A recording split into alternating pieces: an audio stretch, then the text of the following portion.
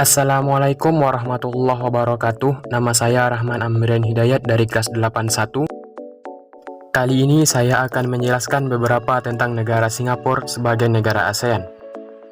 Saya akan menjelaskan tentang identitas negara, keadaan alam, penduduk, perekonomian, sumber daya alam, dan kerjasama negara.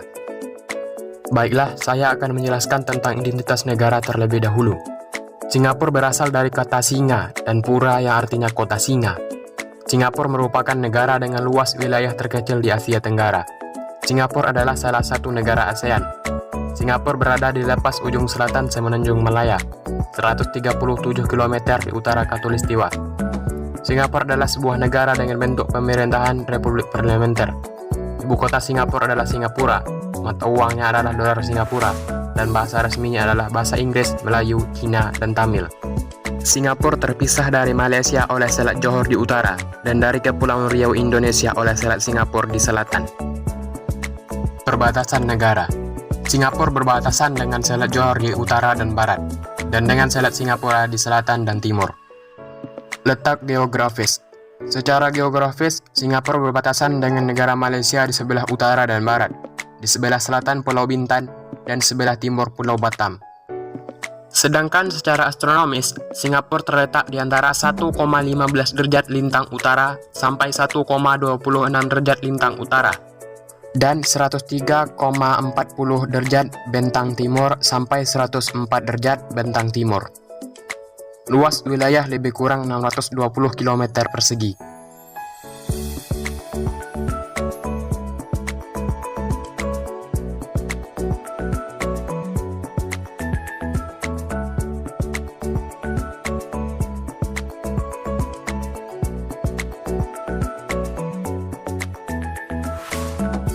Keadaan alam.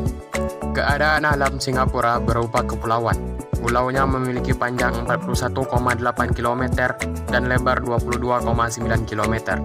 Singapura juga memiliki 63 kepulauan kecil. Selain itu, Singapura memiliki bukit tertinggi, yaitu Bukit Timah, dengan tinggi 163,63 meter. Negara Singapura memiliki iklim tropis.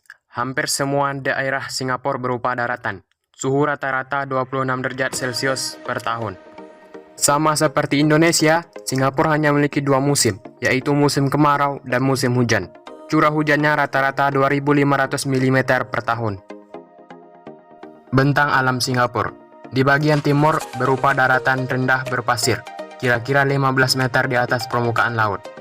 Di bagian barat berupa daerah perbukitan dengan lereng agak curam dan terdapat lembah sungai.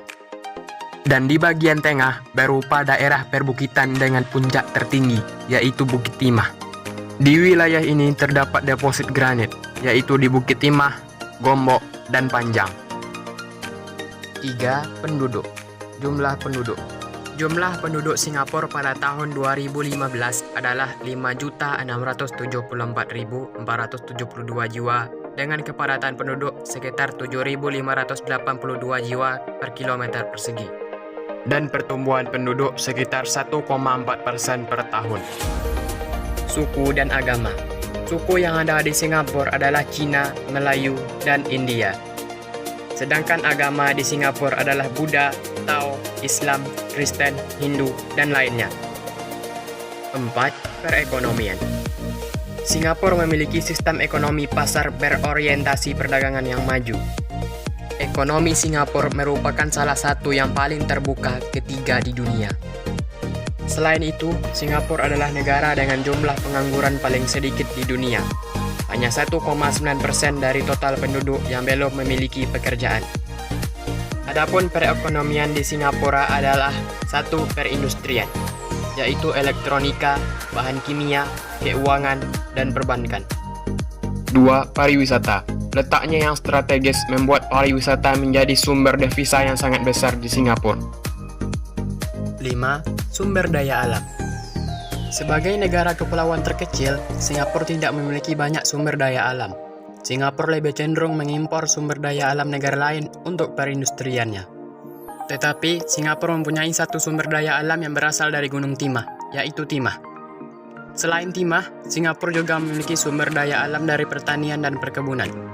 Tentunya hasil dari sumber daya alam tersebut lebih sedikit, Sumber daya alam tersebut diantaranya adalah padi, tembakau, teh, kopi, dan karet.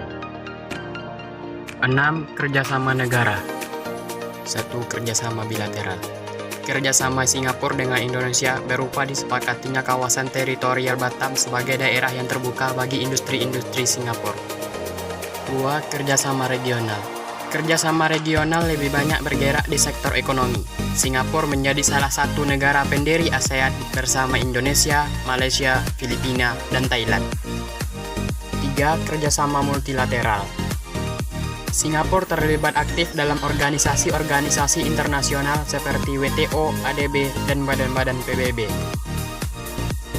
Singapura juga pernah menjalin kerjasama dengan Indonesia. Berikut hasil kerjasama Singapura dengan Indonesia. 1. Penghindaran pajak berganda. 2. Pelatihan industri 4.0. 3. Pendidikan pesantren. 4. Menangani virus corona. 5. Meningkatkan nilai investasi. Selain kerjasama di atas, masih banyak kerjasama yang dilakukan oleh Singapura dan Indonesia. Sekian informasi seputar negara Singapura yang dapat saya sampaikan. Mohon maaf bila ada kesalahan. Wassalamualaikum warahmatullahi wabarakatuh.